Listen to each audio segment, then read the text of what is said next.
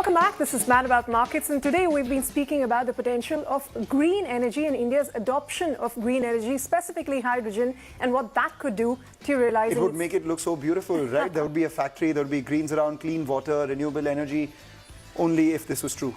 Well, beyond the aesthetics, the companies do realize India's potential, and therefore a few global as well as Indian industry players have rolled out the pilot and large-scale projects that can increase green hydrogen production in the country and its end use in the future.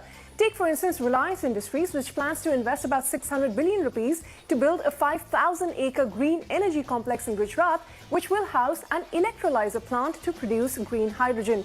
GAIL, that's another one. It is looking at locations to finalize a 10-megawatt electrolyzer plant, which is going to be one of the largest plants that will be announced or produced in future. And those aren't the only ones. We have NTPC as well, looking to produce green hydrogen at a commercial scale. IOC is the other one, which is also in the process of setting up a green hydrogen plant at its Mathura refinery in Uttar Pradesh.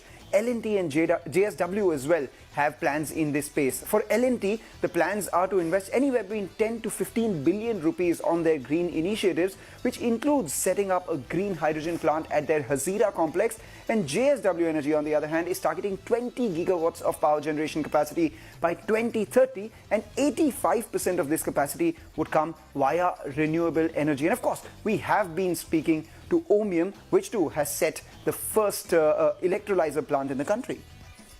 Well, Mr. Ballantine, just last year, Ohmium launched India's first green hydrogen electrolyzer gigafactory, and you've also recently raised some money in Series B funding to expand your project. What is the current capacity, and what are the expansion plans? We launched the plant with a capacity of about half a gigawatt per year, and what we're in the middle of now is bringing in and installing all of the equipment and so forth, so that that number would increase to 2 gigawatts per year of our systems that we can assemble together. As you can imagine, when we look at the size of the economic growth and markets that we're talking about, we certainly do intend to expand further from there and really align with this idea of having India be our hub for our R&D as well as our manufacturing.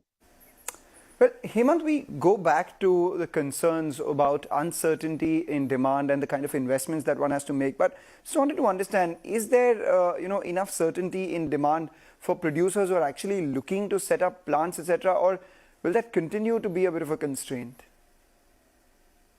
No, that is definitely a constraint, because we do need policy that creates that demand. So at this point, there is a lot of talk about demand materializing, but it's not exactly clear how it will materialize. So if you look at the market right now, the players, the developers are seriously looking at the export market more than looking domestically. And that could be a problem in the future, because if you are heavily export oriented, then the local ecosystem will not build quick enough. So they are looking at deploying capital, but then demand is something that is not very clear where it's going to manifest. It's time now for the yays and mays as always, and I'll go for the yay as always. The first one, of course, is decarbonizing energy use. That's definitely a yay, not only for green hydrogen, but for the world at large. Take that point, but a concern that continuously all the guests we've been speaking to have been addressing is the capital-intensive process involved in the production. That's definitely a downside. I take that point, but what does it do? It enhances energy security and it makes us energy independent. That's a big yay. It makes us energy independent, but the incentive to move towards this new energy is low because you have cheaper alternatives available. That's true, but think about, us being the hub of the green hydrogen path and actually being a net energy exporter, the possibilities.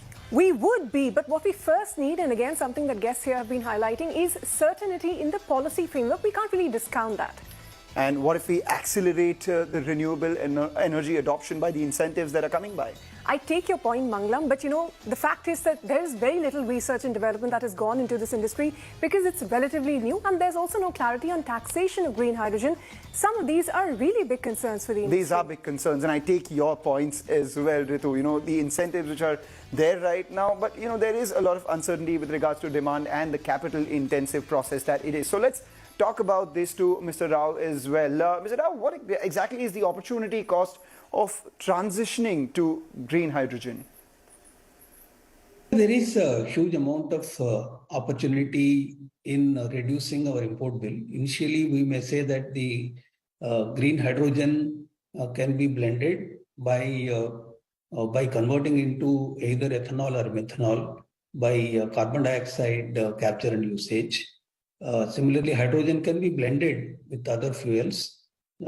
Similarly, in the EV, if you can use hydrogen fuel cells, I think that will also be very, very useful in migrating or reducing our import bill. So that way there are enough opportunities that can reduce our import bill, replacing at least partially the hydro fuels which we are using today.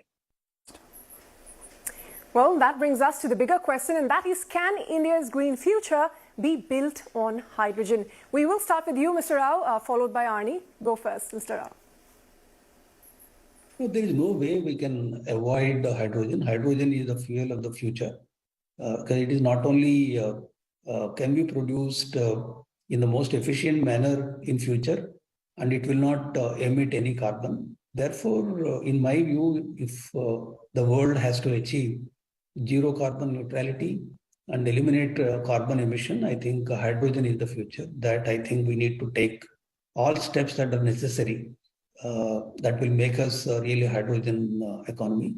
And also government is introducing in certain sectors a minimum amount of hydrogen to be used, replacing the existing fossil fuels. So I think that also will help the industry to transition as early as possible. We absolutely think so. We think the green hydrogen will be one of the key pillars, along with the renewable energy sources, that allows us to really fill in all of the gaps in our worldwide economy so that we can get to a net zero solution. It's going to take lots of different technologies, but hydrogen generation is really one of the key parts for some of these big aspects like long distance travel, long distance shipping, ammonia or fertilizer production, work with steel and metals, all of those aspects. And it's absolutely essential and important that work with renewables make progress too, PV, wind, etc. Without all of those, you can't really go and effectively create the hydrogen molecules you need to then create the green molecules that the economy needs. Mr. Rao, Arne, Mr. Mallya, thank you so much for joining and shedding light on green hydrogen. For Ritu, me and the entire planet, we hope hydrogen or not, the future of the world should most definitely be green. With that, we wrap up on this edition of Mad About Markets. Thanks for watching. See you next week.